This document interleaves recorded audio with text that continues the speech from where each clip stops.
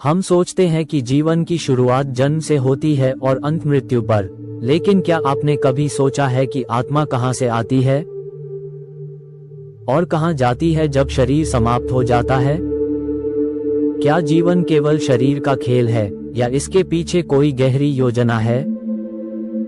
ये प्रश्न जितना रहस्यमय है उतना ही महत्वपूर्ण भी।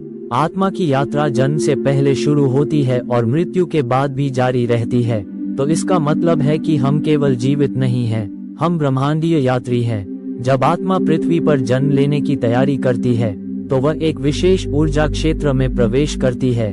यह कोई स्वर्ग या नरक नहीं होता, यह एक चेतनात्मक स्थान होता है जहां आत्मा अपने पिछले जन्मों की समीक्षा करती है।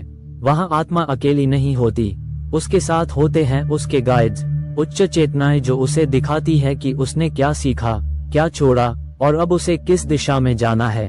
वहां आत्मा तय करती है कि उसे किस परिवार में जन्म लेना है, कौन से रिश्ते निभाने हैं, कौन से अनुभवों से गुजरना है और कौन सी सीखें लेनी है।